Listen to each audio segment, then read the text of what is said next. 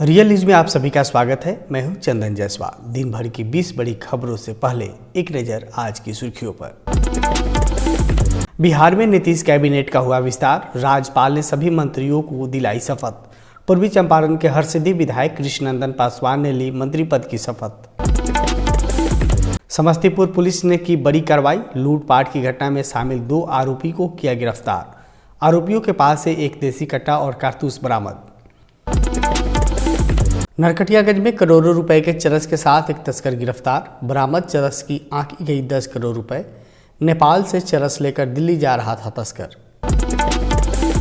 मोतिहारी में चर्चित लक्ष्यराज हत्याकांड का 7 माह बाद पुलिस ने किया खुलासा। महज 20,000 रुपए के लिए की गई थी छात्र की हत्या। श्री रामलला के दर्शन के लिए नीरज सिंह फाउंडेशन द्वारा श्रद्धालुओं को ले जाएगी शिवहर से अयोध्या।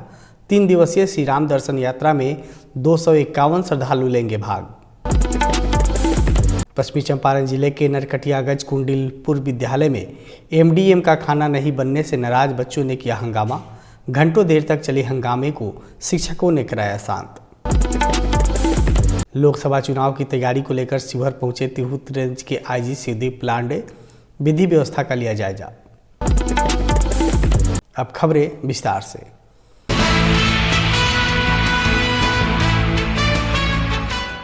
आखिरकार नीतीश कैबिनेट का आज विस्तार हो गया।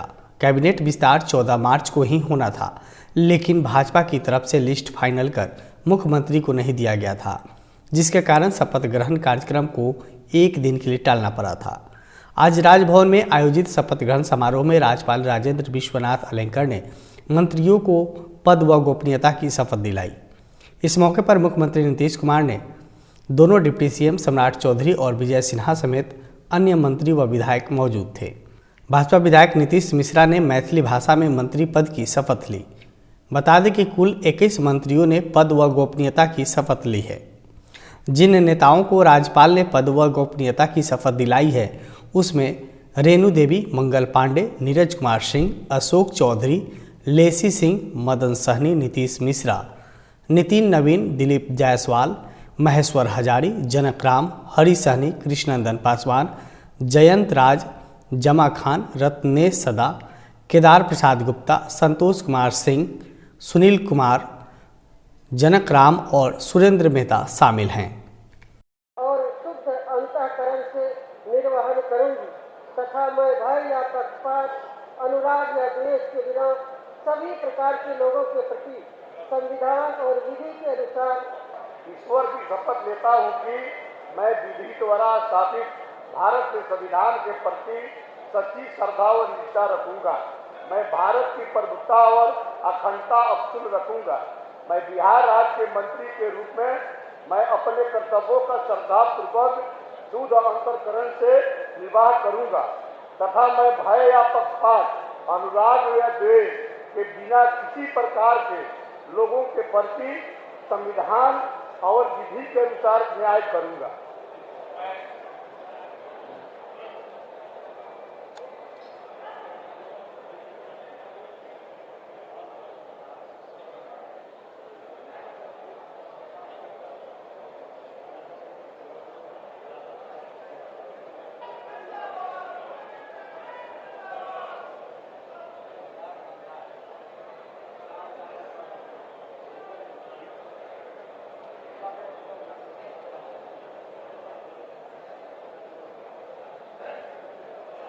बिहार के समस्तीपुर में पुलिस ने 2 अपराधियों को गिरफ्तार किया है। साथ ही अपराधियों के पास से एक देसी कट्टा और कई कारतूस को बरामद किया है।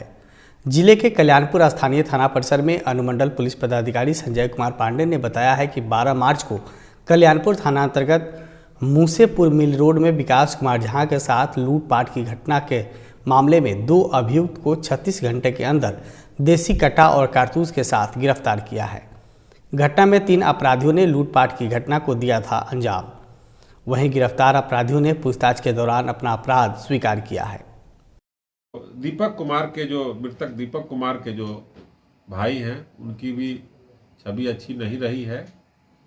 इसी क्रम में ये लूटपाट की घटना घटी थी और लूटपाट के घटना के क्रम में दोनों व्यक्ति को गोली लगी थी। वादी को भी लगी थी, अपराधी को भी लगी थी, जो कुंदन कुमार के पिस्तौल से चली थी। ये सफल उद्भेदन त्वरित रूप से किया गया है और एक सराहनीय काम है। इसके लिए यहाँ की टीम को पुरस्कृत किया जाएगा। इनके द्वारा फायर करने पर उनको गोली लग गई है। उसका नाम दीपक कुमार है, जिसका इलाज कहीं चल रहा है और इलाज के क्रम में ऐसी सूचना मिली है कि DMCH पे उनका इलाज चल रहा था और उनके साथ भी कुछ अप्रिय बात हुई। अभी तक उनके परिजन से हम लोग लिखित इंतजार कर रहे हैं और उसके बाद आगे की कार्रवाई की जाएगी। इस प्रकार इस कांड का त्वरित रूप से उद्भेदन किया गया और जो पिस्तौल बरामद हुआ है जिससे गंध आ रही थी बरामदगी के समय में, और इस क्रम में कुंदन कुमार के जो नरकटियागंज पुलिस ने गुप्त सूचना के आधार पर लगभग 10 किलोग्राम चरस को बरामद किया है। साथ ही पुलिस ने एक तस्कर को भी गिरफ्तार किया है। बता दें कि बरामद चरस का भारतीय मूल्य करीब 10 करोड़ रुपए आंकी गई है। वहीं पुलिस ने चरस तस्कर की पहचान पश्चिमी चंपारण जिले के रामनगर थाना अंतर्गत बरगजवा गांव निवासी के रूप में की गई है। SDPO जयप्रकाश सिंह ने बताया है कि रात्रि गश्ती के दौरान नरकटियागंज के हरदिया चौक के समीप पुलिस गाड़ी को देखते ही तस्कर नहर के रास्ते भागने लगा, जिसके बाद पुलिस को शक हुई और जवानों ने खदेड़ के गिरफ्तार किया और तलाशी के दौरान उसके बैग की जांच की गई तो बैग में भारी मात्रा में चरस की बरामदगी की गई। पूछताछ के दौरान तस्कर ने खुलासा किया है कि वह दिल्ली से बेगमपुर थाना के रोहिणी सेक्टर 22 में रहता है। नेपाल से चरस की खरीदारी कर वह दिल्ली और अन्य तस्करों को चरस बेचता है। वही पूछताछ में उसने कई राज को खोला भी है। थानाध्यक्ष अवनीश कुमार अपने साथ पुलिस पदाधिकारियों एवं बल के आसूचना संकलन में निकले थे। ये हरदिया चौक के पास गए तो आगे एक व्यक्ति रेलवे स्टेशन के तरफ जाने वाला रोड में पुलिस बल को देख करके भागने लगा। उसको जब पुलिस अभिरक्षा में लिया गया, उसके पास एक बैग था, पिट्ठू बैग। पूछा गया क्यों भाग रहे हो, तो बताया कि मेरे पास चरस है। फिर वहाँ पर प्रक्रिया अनुसार जब खोल के देखा गया तो मादक पदार्थ चरस जैसा पदार्थ पाया गया।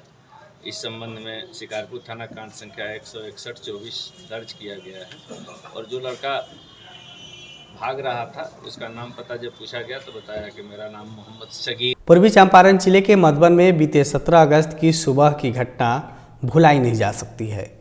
जिले के चर्चित छात्र लक्ष्यराज हत्याकांड का पर्दाफाश पुलिस ने 7 माह बाद किया है। मोतिहारी पुलिस ने बताया है कि महज 20,000 रुपये के लिए छात्र लक्ष्यराज को अपराधियों ने घटना को अंजाम दिया था। हत्याकांड में शामिल एक आरोपी को पुलिस ने गिरफ्तार किया है। पूछताछ के दौरान हत्या में शामिल अभियुक्त ने बताया है कि प्रेम प्रसंग में उसकी हत्या हुई थी। हत्या करने के लिए 20,000 रुपये मिला था। इस दौरान उसने अपने अन्य साथी के नाम का भी खुलासा किया है, जिसे पुलिस गुप्त रखते हुए गिरफ्तारी के लिए छापेमारी शुरू कर दी है। पकड़ीदयाल DSP सुबोध कुमार ने बताया है कि लक्ष्यराज हत्या के बाद SP कांतेश मिश्रा द्वारा SIT टीम का गठन किया गया था, जिसके बाद लगातार उनके द्वारा इस कांड के खुलासे को लेकर रिव्यू किया जा रहा था, जिसके बाद अब इस हत्याकांड में शामिल एक अभियुक्त राजस्थान में रहने की सूचना पर एक टीम को वहां भेजा गया और वहां से उसे नाटकीय ढंग से उठाकर पकड़ीदयाल लाया गया, जहां पूछताछ में उसने बताया कि अपने 3 साथियों के साथ मिलकर लक्ष्यराज को गोली मारकर हत्या किया था और हत्या के बाद हम दोनों बाहर चले गए थे।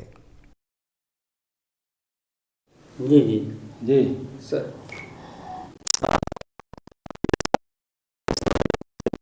कृष्णगढ़ा पुल अंतर्गत है